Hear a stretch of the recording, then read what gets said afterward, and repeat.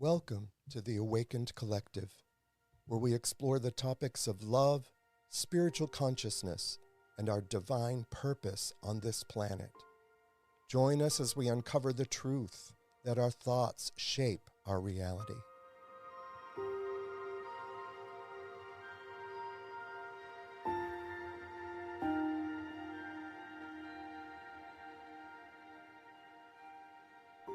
Welcome to the Awakened Collective. So good to have you here. I'm Rick Gregory. Really appreciate you joining us this morning. And I always need to remind you that you have never been separated from your Creator. How could you be? You are the divine extension of your Creator's love on this planet. So glad to be with you here today, and I'm especially grateful for my guest, my dear friend Ron Permenter. And Ron and we met probably, I'm guessing, it's probably been about 4 years ago now or so. I'm coming up on my 5 years mark for sobriety, so I think it was probably 4.5 years or so. Ron, however, has decades of experience, strength, and hope, and I just love this guy. Sweetest, kindest man you'd ever want to meet, and I've had the opportunity of hearing bits and pieces of his story. He shared not that long ago, but he was only given a 15-minute time limit. And Ron, I have to tell you that I've come across people that have, when I've told them that I heard, your story at this group, they saying, "Did he share this part of his story?" And I'm like, I don't remember that. And that's happened more than one time. Someone else has said, "Did he share such and such?" I'm like, I don't remember that. I'm like, he's got more of a story to share. And I just know that I look at someone and hear what I've heard and see a life that is completely transformed. And it's a story that I don't think I've heard one like it in the almost 5 years that I've been here. It's amazing. And it reminds us all that there is hope. And I'm so glad to have you here today, Ron. So I'm going to turn it over to you. Take a breath, relax, and tell us about Ron. Thank you, Rick. And thank you both for having me here this morning. And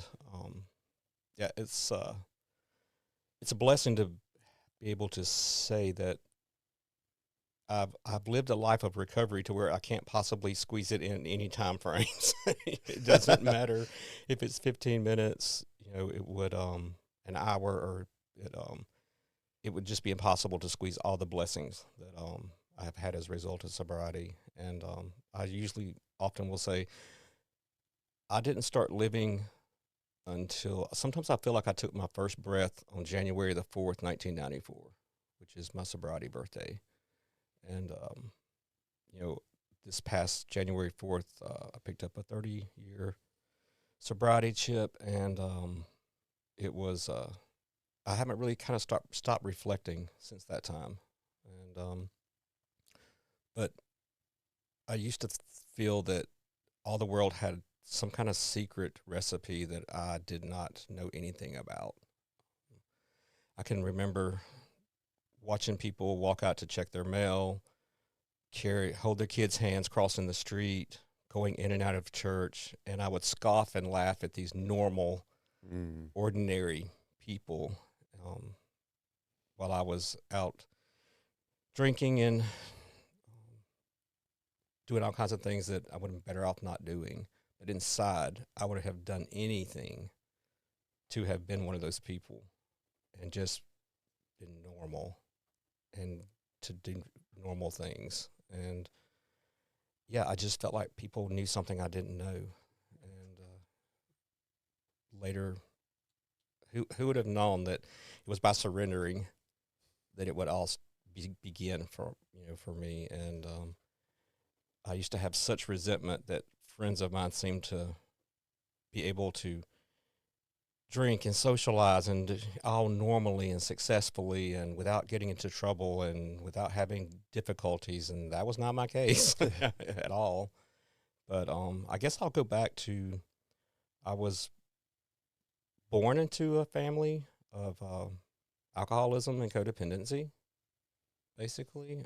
There was a lot of crazy things that went on. Now, everything was not crazy. There was great times as well, but there was definitely a lot of crazy. There was a lot of religiosity, hyper-religiosity, as well as alcoholism. And it just and that's what and codependency as well. But I don't. That's about the easiest way to describe it, because I don't want to get too hung up, into the problem only. But I'll just say that there was a lot of things in my childhood that happened that should not have happened, and I wish it would not have happened. And but I've also been able to heal from a lot of that as well. Some of it even as recently as the past few years. Yeah. And but I guess I could say I started drinking sometimes, the best I can recall, around the age of 13 or so. I can remember being very shy and not feeling part of, not belonging, feeling different, and just never quite fitting in. And then sometime around the age of 13 or 14, I was out with a lot of older kids. I'll say sophomores, juniors, and seniors, and I was probably more like around the 8th grade, moving toward 9th. And I discovered alcohol. And all of a sudden, I felt part of. It was, as we say jokingly sometimes, I had arrived. I felt, I could dance, I could laugh, I could joke. I just literally remember feeling like I fit in finally. And that was kind of the kickoff point for me. And I guess around, probably being honest, if I'm around the age of 17 or so, I started seeing problems. I started having blackouts. I can remember going out on dates, not remembering how ever getting home, or going to a party and not remember coming home at all. And I thought there was lots of parts of my teenage years and high school years that were fun, a lot of fun, and with some popularity. And there was big chunks of it that wasn't fun. I think I was discovering that I was gay around that time, and also trying to hide it, trying to fit in the normal world. And it's the only way I know to put it was I was kind of dating and looking normal by day, and living a different life at night. And I would in the daytime try to look like all my other friends, and have a girlfriend and play the part. But then at night,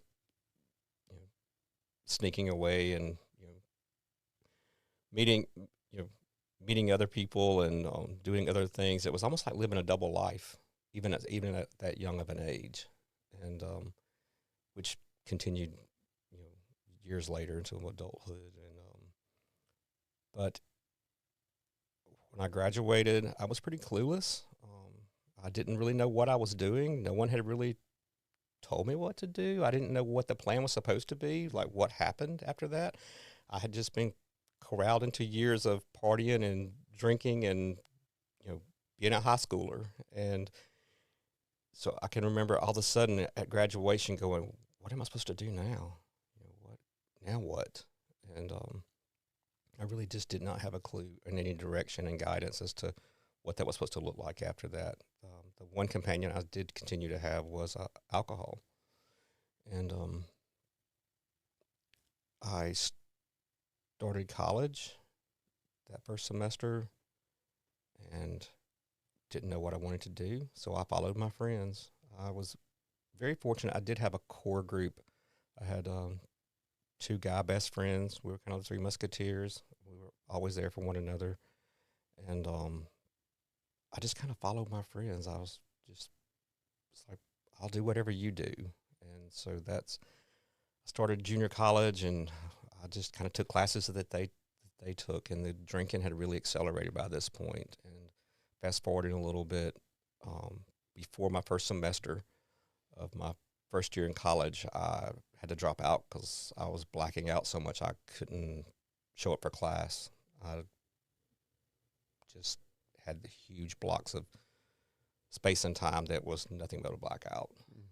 And so I couldn't keep up with class, couldn't keep up with grades, and then so I had to drop out.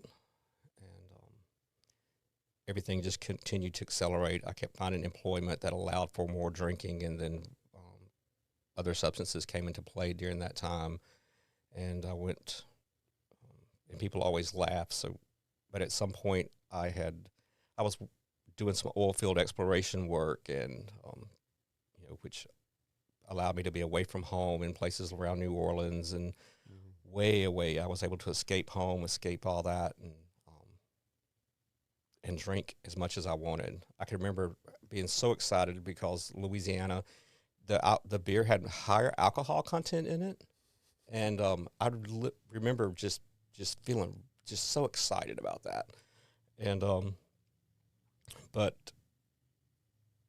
So I was actually a licensed explosive handler for Mississippi, Louisiana, Texas, and Alabama. So as my drinking and I was accelerating, I'm handling things like dynamite. And wow. So that just, so for the next, I guess, maybe 10 or so years, I pretty much just found any part of life that allowed me to drink more and continue to get more lost day after day. I had all kinds of legal consequences, troubled relationships, broken relationships, just very, very, very lost. And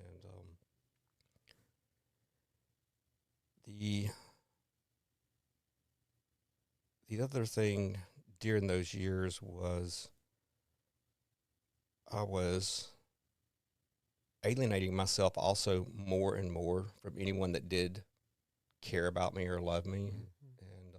And because I was very blessed and fortunate, I think God puts people, you can call them guardian angels, or whatever fits. But for me, it was my grandparents.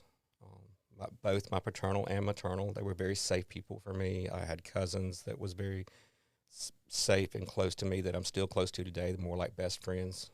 We were together from the time we were in diapers to this day, and also played a role even in my recovery and continues to play a role.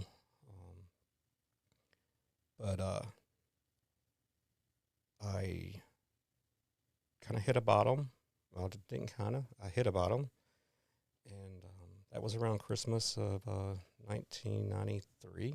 It was very miserable, very unhappy. So was that New Year's, because I had reached a point where I couldn't not drink, and drinking didn't work. Those days where it offered conviviality and freedom and feeling part of and belonging were over. It was a trap. And so to not drink, I felt horrible, but to drink felt horrible. And so I was offered the opportunity to go to treatment and get help. And for the first honest thing come out of my mouth in a long time was somebody sitting across from me going, "Do you think you have a problem with alcohol?" And me looking at him and saying, "Well, I don't know, maybe." Because you have to remember, alcoholism wasn't normal for me. I didn't see it as abnormal. But yeah, life started moving at that point. I can remember it like yesterday. And when I told this person I don't know, they said, "Well, that's okay." I said, "How about you go to these things? There's these things called meetings, and I'd like you to, go to 2 or 3, and then let's talk again." And so that's what I did. I went with a friend on a Saturday night to a place locally around Jackson that we call Yana, and I went went to a first meeting there, and second meeting at my hometown in Forest, and I didn't know, I didn't have a clue what was going on, but I knew there was something, and I think it was that little spark of hope that had began, and I latched on. And I didn't know what was out there for me, but I knew there had to be something better than what I had and the mess I had made of it. And even today, when I'm confused and I don't know what's going on, I go back to knowing what I don't want. Yeah. And I don't want what life had become at that point. And so for me, recovery began on the Mississippi Gulf Coast, and I went to treatment, went to secondary, and I jumped into recovery. I was very blessed and fortunate because I was on the Gulf Coast that I was introduced to AA. I was introduced to Al-Anon. I was introduced to ACA. I was introduced to NA. I had early exposure to all these different programs. I was introduced to Lambda meetings, which are AA meetings that are available for LGBTQ plus members and anyone. But I just, God really stepped into my life, for me. Because all during this time, the last thing I wanted to look at was my sexuality. That was a big part of the drinking, was trying to suppress that, which is like suppressing the very air in me, because it was always such a huge part of who I am and who I always have been. And quite frankly, I think probably the most beautiful parts of me, going back as far back as childhood. And those safe people I mentioned at the beginning, those grandparents, those special cousins, those special people, they were the people that seen that all along and loved that part. Mm-hmm. They seen the true Ron. They seen the true me and loved him. Yep. I just couldn't love him. I couldn't even see him, because society and parents and the authority figures in my life had said that part wasn't good. It wasn't acceptable. It wasn't wanted. It wasn't needed. It wasn't appreciated. It wasn't worthy. And at some point, I'm going to church. I'm going to school. I'm going to social events. I'm going to all these places that said that wasn't right, and that wasn't the person to be. Especially in this part of the country. It's different in different areas. I know in Massachusetts, where I'm from, that seemed to be a lot more openness to being yourself. But in this part of the country, it's still a struggle for a lot of people to be honest with themselves because of that fear. Yeah, absolutely. And I think, and for me, like all parts of my recovery, that part needs to be spoken as well. Because if it helps one person, younger person, one kid, anyone, then it should be spoken and it should be shared. And absolutely, I feel like I owe that. And not only that I owe that, but I want to do that. And it's important. And so God's showing up. In AA, we have this thing called sponsors, and pretty much, so I'm not drinking, but I'm terrified at this point.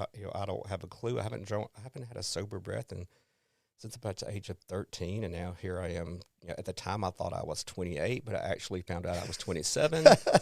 It's funny how that can work. I found out I was a year younger, and which goes to kind of show where I was at in life. There was no birthday celebrations or all that kind of thing. But the first person that approached me offered to be my sponsor. I didn't ask them. They just said, "Do you have one?" I said, "No." They said, "Well, you got one now."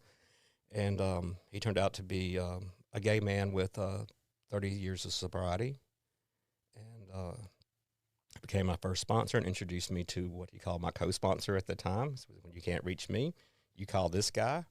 And me and that guy are still, we were on the phone speaking yesterday, if that tells you anything. Nice.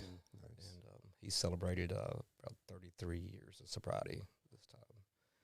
And and yeah, life took off because not only here was this person that opened me up to being, it was like a father figure, but they also just so happened that they were gay themselves, and it started showing me by example what a sober man that looks like, that can live a sober life, and a full life, and not only as a sober person, but as a gay man, and a spiritual man. And to this day, I share things in meetings that Bob shared with me back in 1994, 95, and I feel his presence and with me every day. And I think that's a beautiful part of recovery, is that legacy that continues to go on from one person to another, of healing and recovering and discovering and uncovering. And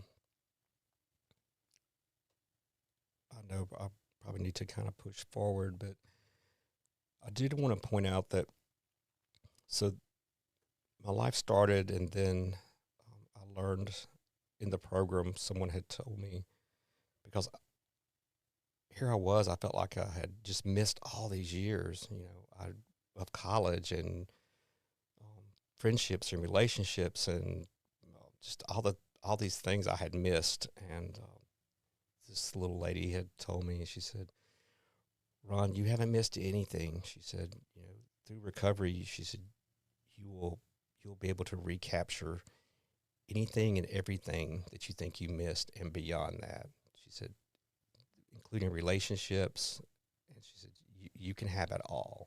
She said, it happened to us, it can happen to you. Yeah. And that has been my story. I jumped into recovery full force, and I walked in. I knew I was coming home from work one day, because I could not drive because I had lost my driver's license along the way due to drinking, and my sponsor wouldn't. He told me that if I didn't have a license, that I couldn't drive. He said, "You're going to have to, ask for rides to meetings. You're going to work on that every day to arrange that, and get to work." So it took about 18 months before I got a driver's license, and I rode my bicycle to get them in the Mississippi heat. But I dressed the part. I was the first tie I ever put on in sobriety, was to go get my driver's license, and I have that license today, and I still can really look at it. Yep, that's cool, because I'm sure that was a glorious day. Yeah, he said, "Ron, it's a privilege to drive in the fine state of Mississippi. It's not a right." He said, but what was really going on behind that was I built these relationships, having to reach out and ask for transportation to meetings, and to even to go to the movies or to get to work. I had to reach out and ask for help. I would have never done that if it wasn't an absolute have to. And some of those relationships are just like the one I spoke of earlier. They're the ones I have today in sobriety. I still have those friendships, and I can still go down. I went back down to the coast about a year and a half ago, when I walked into my home group, where I went to 515 meetings at Long Beach, and for about 3 years, 3 years of my recovery I spent down there, and these guys knew me, even though they hadn't seen me in 20-something years. They recognized me. Wow. And I thought, wow, that's because of recovery. Because if I had not been in recovery, first of all, I wouldn't have been there. I wouldn't be alive. And so after about 3 years, I was able to go back to my hometown, and I had learned through Al-Anon and ACA and AA. I had learned enough about recovery, how to function more healthily in my family. I had learned about family dysfunction, and how alcoholism is a family disease, and what that looked like. And I had gotten tools to function in a healthier way. And I went back to school, and one day I was sitting in class, and I looked up and looked out the window to my left, and had this strange deja vu type Mm. feeling. And then as I sat, it came to me. I remembered that was also the last class I had sat in all those years ago when I had dropped out. It was the same school, Wow. same classroom, Oh my goodness. same instructor. I recognized her, and I remembered, and I thought, wow. So here I was sitting as a as a sober person, and Did she remember you? I don't think so. Okay. I didn't. I don't know that I really shared that with anyone. Maybe my sponsor at the time, but no one around me there at school. But I can definitely say it was a totally different turnout. It started, it started a career for me in nursing because I didn't know if I could go to school. What I actually said was, I don't know if there's a brain cell left up there. And I said, and my sponsor said, well, you can try. You take one test at a time, one class at a time, and let's just see what happens. And I said, well, I don't even know what I want to do. He said, well, let's just play a game. He said, let's just say we all lived in a village together. There's no paychecks. There's no money. There's nothing, there's nothing like that. We just all have a job that serves one another to help the village survive. Everybody just has their own part. He says, what do you think you would do? And I thought. We were driving down Highway 90 at the coast. We had been to a meeting, I believe, over in Diamond Head or somewhere like that, and was driving back. And I said, well, I think I would be a nurse. I said, because I love to help people. I said, in tribes, I said, I enjoy the healers and the shamans and the people that actually have some form of healing. I said, so I don't know. I said, maybe in our culture that would be a nurse or something. And he said, well, there you go. You take one class, you take one test, and see if that's where God wants you to be. And so yeah, so sometime around 1996 or so, as I'm sitting in that classroom, starting my journey into nursing at that point, and not only did I find I could make decent grades, I found out that I could still ask for help. And there were some things that was a struggle. I had some learning disabilities around math and things like that, and while the rest of my class was sometimes out for the holidays and out for Christmas, I spent doing math drills on Saturdays at school. But I also had a teacher that was willing to meet me up there and do these kind of things. And but as a result, and I also graduated from my nursing classes. That year, student of the year. Wow, and good for you. And got to represent our school at a national level organization, and got a free trip to LA out of it. Nice. But it's just, and that's just a tiny part of how God can show up and what can happen in recovery, just like the lady in the meeting told me that day. And so that was a beautiful thing. So and I've continued to be in nursing and continue to go to school, even up to as much as 2 years ago. I was still going to school. I know you were. Yeah. I don't know how you were managing all that. One class at a time, one step at a time, one thing at a time.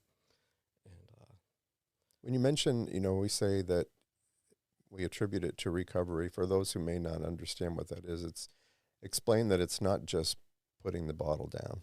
No, it's definitely not just that. That's only one part of it. Recovery for me involved something called the 12 steps. It involved recognizing one of the best things in the world that ever happened to me was recognizing alcoholism as a disease, and it's a family disease, and it's a disease that affects our thinking and can create a mental obsession about alcohol, and then once we ingest it, it can kick off a physical craving. This also we call an allergy for more, and this also includes something called a spiritual malady, and I qualified for all these things. And me too. The 12 steps to also introduce me to a God of understanding, not the one that I was raised believing that hated me, for who I was and how I was. Mm-hmm. And because well-meaning people in the church, my aunt, God bless her, she knew there was some craziness in our home with alcoholism, and so she tried to help. She took us to church, and it was just a local little small Baptist church there in the rural town that I lived in. And but my takeaway from that was not only was the things going on in my home sin and wrong, but the very nature of my being, Right. to be gay and and things like drinking and the insanity that goes along with it. I was hearing in church all these were sins and they were bad, and the ultimate sin was to be gay, and so I just pretty much didn't stand a chance. I shared yesterday at our meeting that we were at, the biggest obstacle to finding God is the concept of God, because of the way that we have, and as kids, we want to know. I did, I wanted to understand, you hear that God is love, so tell me more, I want to know about it. And then, well-meaning people, like you said, well-educated people, you think that they know better than you because they've been around a lot longer and should have figured this out. And so you listen and you try to adopt what their truths are, even though they are opposed to what's inside us. But we think, well, they must know better than I do, so this must be the way. I guess I'm supposed to just hate myself, and you live your life like that. And until one day, that day that by God's grace, the God I know today, Yes. wakes us up. Yes, absolutely. That we call it, God is an understand God, and that changes on a daily basis for me. But the thing about the 12 steps is it introduced me to the concept that, I could start with just a God as I understand him today. And for me, I didn't even start with that. I started with, I don't know what's out there. I don't know if there is a God or a higher power. But when I seen these people sitting around me in meetings, like the little lady that told me I could recover everything in life, I seen something going on with that they all believed in. There was something happening in their lives. Mm-hmm. And they said, hey, you can borrow ours. You don't even have to have it figured out today. And I said, okay, I will do that. I will borrow yours, and whatever that power is, I'll start with that. Yeah. And And all the years of religious training that I had, and I shared this too, was that we learn that we can develop our own concept of God. And I tell folks to make that list. What would your God look like? A God that you could do business with? Would this God be kind? Yes. Would he be loving? Would he or she or it be, unconditionally loving and forgiving and non-judgmental? And, everyone's, people are making their lists. And I used to think that something like that was heresy or blasphemy, because it wasn't what I was told, and I'm going against the grain, and yet that's what's inside me. And I shared, if we were to all make that list of what are the characteristics of a God that we could do business with, what that would look like, and had the opportunity to share our lists and compare our notes, I think we would find a lot of similarities because we are connected at the source. Absolutely. Absolutely. One of the first things in the first couple of years of my sobriety that my sponsor had me do was he talked to me about something called contempt prior to investigation. And he said, so when I would make a smart aleck remark about, well, the Catholic Church, blah, blah, blah, he said, so how many Catholic services have you attended? I said, none. Mm-hmm. And he said, well, why don't you attend one? And he called it spiritual exploration.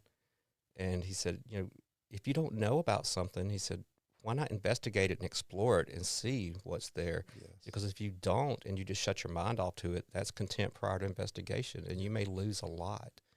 And for me, what that looked like was I walked, because of no license, I walked to Catholic churches, Episcopal churches, Baptist churches, Methodist churches.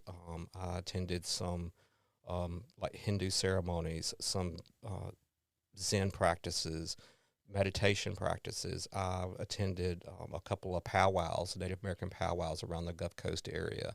I danced, a couple of prayer circles in them. I have a heavy relationship to Native American spirituality. Mm-hmm. And I just started exploring all these things. I started getting books that were on different types of spiritual practices, and it opened up a whole new world for me. And what I discovered was, just like you just said, that when we're on a path of um,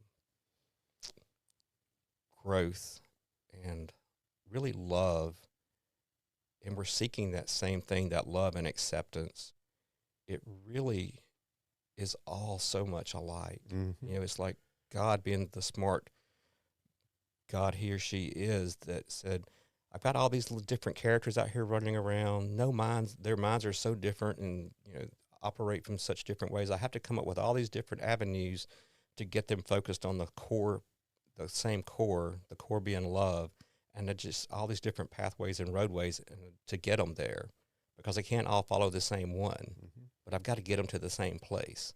So we created all these different practices and religions and avenues and ways, and including lack of religion, including, lack of spirituality. I mean, I had a sponsor that, contacted me one day and said, well, you won't work with me because, I know you won't, because, I'm a practitioner of witchcraft. I said, so? I said, and I live really far away, and I can't drive, and I can't get in to meetings, and I can't meet. And I said, do you have any kind of internet service where you are? He said, well, yeah. I said, can you email? Well, of course. I said, okay, then we can still work the 12 steps if you want to. It doesn't matter to me what your practices are. Right. And we did, and he I guess he thought he would scare me off with it, but I was thinking, oh, no, you don't have any idea what my sponsor put me through. And we worked the 12 steps by email. Wow. And, unfortunately, his story is, not on the best path at the moment. And, but still it was, I seen this person recently, and he came up to me, and it was, and it's been some years now since we did that. And the beautiful part to me is not so much that they're still struggling and they're out there right now, but it was just the fact that he approached me, Mm-hmm. and that we're still connected.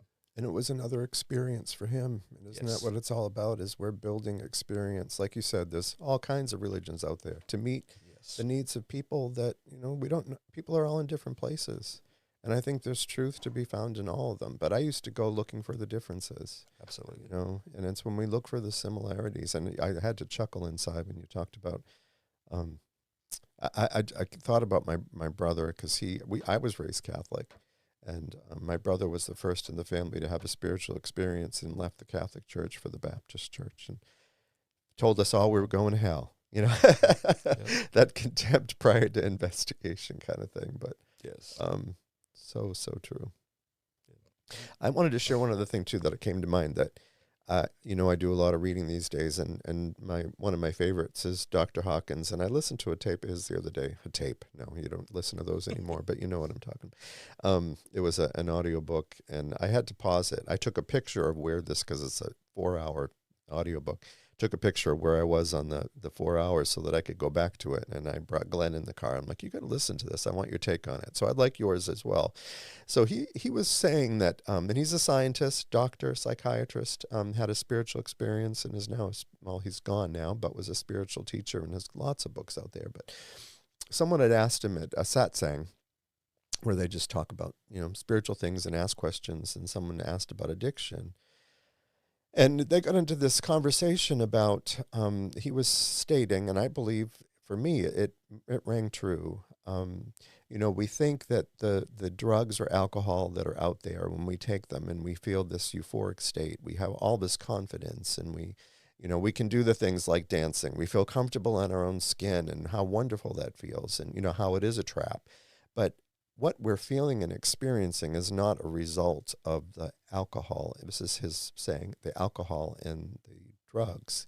What those alcohol and drugs are doing are softening the frequencies of the negativity in us, so that we can experience what has really been in us all along. We think it's coming from the drugs, But it's really something that has been resident in us, that has just been clouded and covered over. And by us trying to we take these things that are muting the negative feelings, we're finally able to feel those other things. But that is a trap, and there is a way that you can live in that place. And it's through at least for me, it has been through working these steps, taking a look at myself, looking at my resentments, all the crap that I have been holding on to for so long against so many people, and recognizing the part that I played in a lot of that, people that I had harmed, and going to them and making amends. And it's a daily journey. I still remember things. Things come up. Someone said something to me the other day. I'm like, oh man, that was years ago. I need to talk to that person. That memories come up, and we're works in progress for sure. Yes, absolutely. And part of the 12 steps, like you mentioned, is making those amends, and or sitting down and looking at resentments, looking at fears, looking at our sex life, and not only looking at where we went wrong and trying to make amends for it, but also my sponsor had me look at these things like my family relationships, future significant other relationships. Well, what did I want them to be? He said, what do you envision a healthy relationship? What do you envision, your relationship with your family looking like? And he had me write out my ideals, such as, after we discussed, what we call our sexual inventory, he had me write down, well, what does a healthy sexual ideal look like? What do you want that in a partnership to be? What is it? He said, he said, whatever you think, whatever your desire, it's okay. Just write it down. And so I wrote all these things out, and quite honestly, didn't even recognize till years later how they had come to be. How I wanted to be a person that showed up for my family, that showed up to birthday parties, that showed up to Christmases, and showed up to funerals. That just showed up. All those things I did not do when I was drinking, and so part of my amends process and fast forwarding through the 12 steps, as a result, as I can pull up on my phone right now and show you how I have 3 birthday invitations to these younger cousins, one celebrating 1 year, one's like an 8-year, and these are now like 3 generations later. And these are the children of those same cousins that I talked about at the beginning when I said that were there for me since the beginning, since childhood. They're more like best friends. These are the 3rd generations of those people. Wow. And my partner, Donnie, and I, we're the couple that shows up. We're the couple that gets these invites to all these children's birthday parties and adults' birthday parties in the family, because we can be counted on to show up there. And to me, there is no better belonging, or if there's any evidence of people that accept you and love you and want you to be there, it's things like that. Yeah. If you're getting invitations saying, please be here, then something's going right. Yeah, and and that's just one small example of that. I had no idea. I mean, at one point I had went through the steps a couple of times. My family life was much better. I had went to school, now I had full-time employment. I now had a driver's license. I had bought my first vehicle on my own. Due to making amends, I had showed up for my father died of alcoholism, and was healthy in every other sense of the way. He died at the age of 52. And alcoholism is a horrific ending for our life. And but I made amends. He was number 1 on my resentment list at the time, and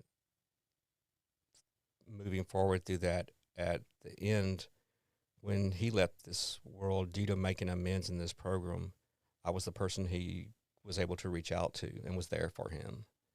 And I also lost a brother to this disease, and I was able to show up for him as well. And those are both testaments to what the results of recovery can be as well. And it just, I don't know how to put into words what those experiences were like for me, except for I treasure them. Yeah. I'm so grateful to be that person that's able to show up, like I mentioned earlier, that shows up in the family and can. I was just very grateful to be able to do that, and also, so I was moving forward in life, and everything was really had fallen into place. I had a great sponsor, I had great friends, I had finally come out, and I had found some LGBT recovery people, and I had migrated more toward, from my hometown toward Jackson, and made connections in recovery, and so many things going on in life, but I was still alone. And I said, well, let's, like, God, if you think I'm ready and ever, and I know it's going to be in your time, but I'm not asking for a relationship, but if there's one for me, I'm open to it as well. And so I met my partner, and we, as of October 24th of this year, we will celebrate 25 years together. Wow! And we met, and interestingly enough, we were having a discussion last night about how we were going to some open meetings here in the Jackson area, and I recognized yesterday as I was sitting in one that you and I were in together, I was kind of looking around the room, and I thought, wow, we were both sitting in here in a meeting on Saturday nights, like 1999, just and the memories we have, and we were talking, some of those same people, from those days, are in our lives today, and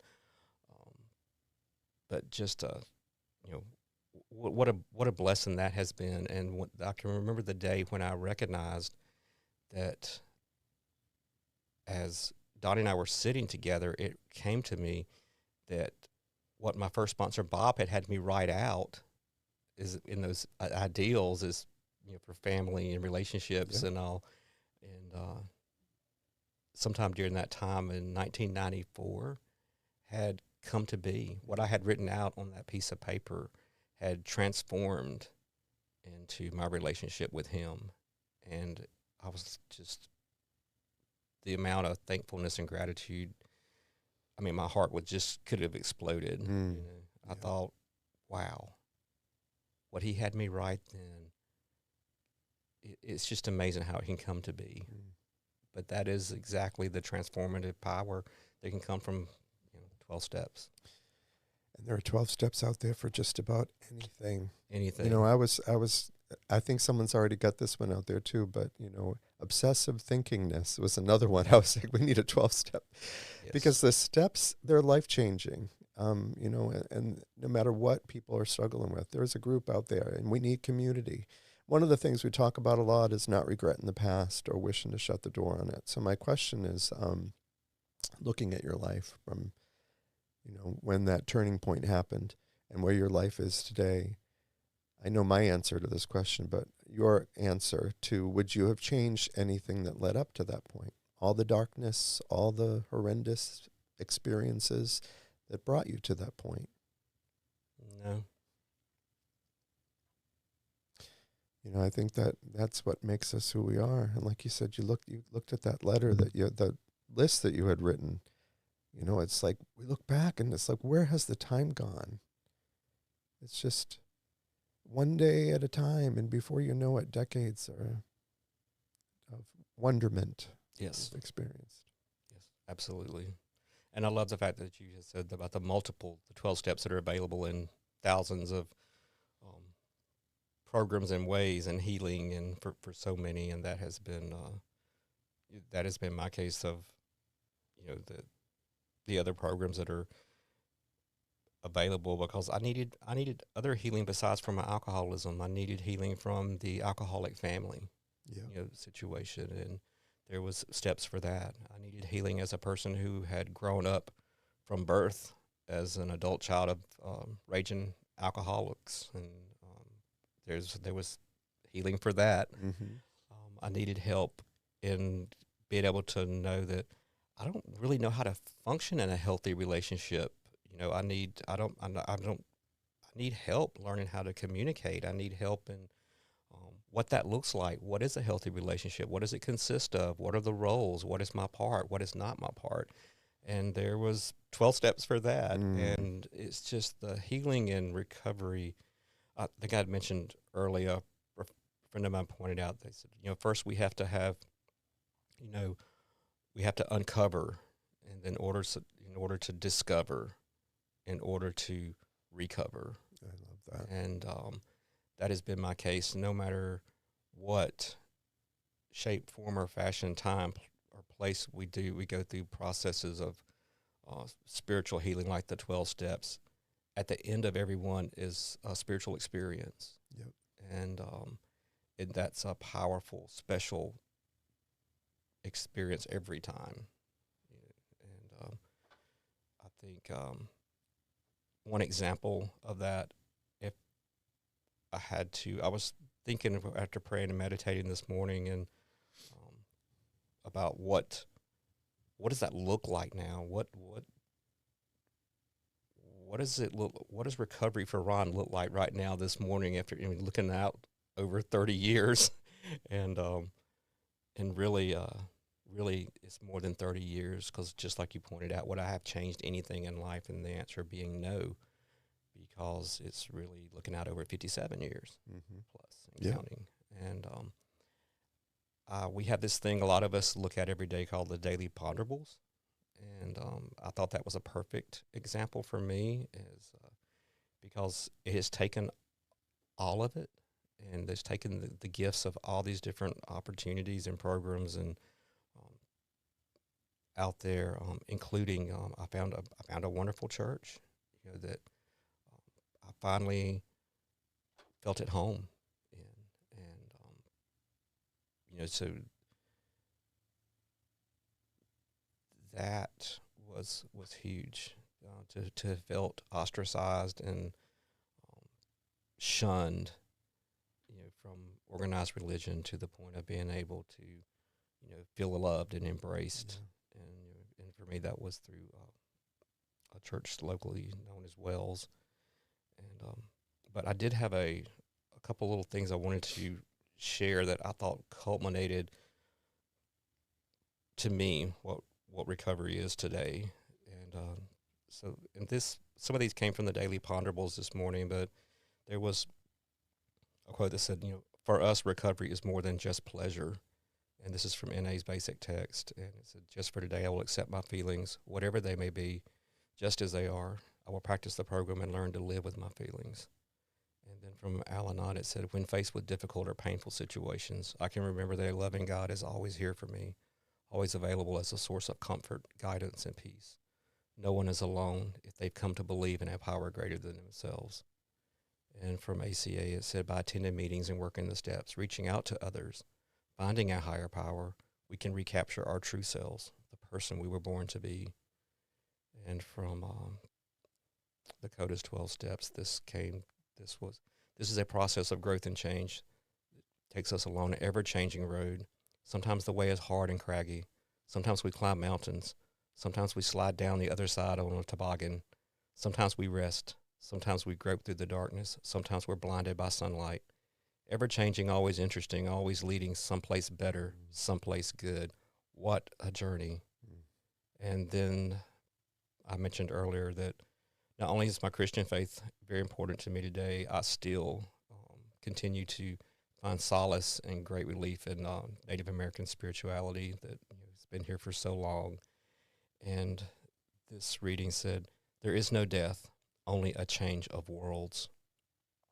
The elders tell us that the other dimension, the spirit world, our spirit in our bodies does not die. It only looks that way to our eyes and our brains. Some of our ceremonies allow us to see into the spirit world. Death is only part of the process of life. It shows the transition into the spirit world. Our elders tell us this is a joyful life journey.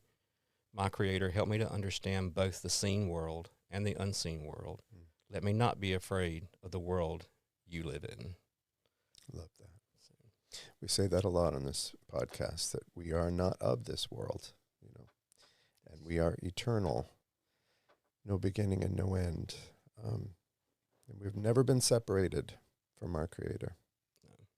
No matter how many times people tried to tell me that, it's not true for me today. Nor I. If you had a message in closing that you could share with anyone who may be out there struggling and they're listening in and things are striking a chord with them and they are wondering if this is for them, just maybe a little message of hope. I would say reach out, no matter how small. If it's a phone number, if it's a phone call, if it's a text message, if there's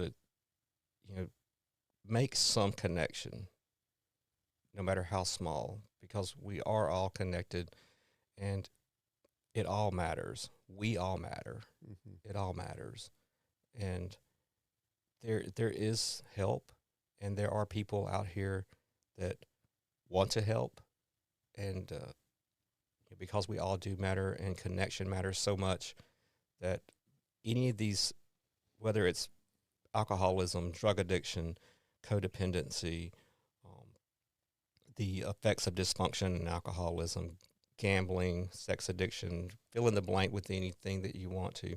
The one thing it all has in common is isolation, and it's the worst enemy. If any disorder, disease, dysfunction can use anything, it's isolation. If it can convince us that we're not enough, that we're not worthy, that we are alone, that we don't matter, and that we're unsafe and alone, then it has us. But it's not true. It's a lie. Mm-hmm.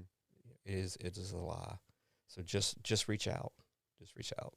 Thank you for that, Ron. And speaking of reaching out, I'm going to ask Danny if he'll put up our contact information.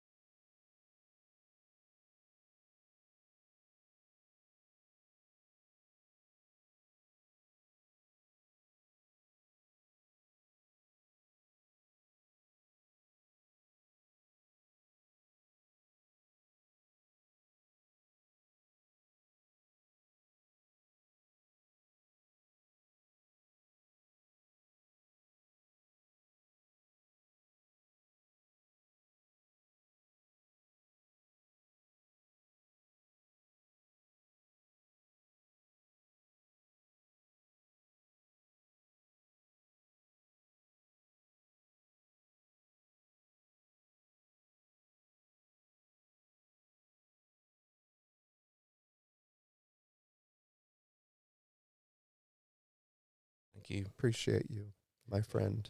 Until next time, love and kindness always.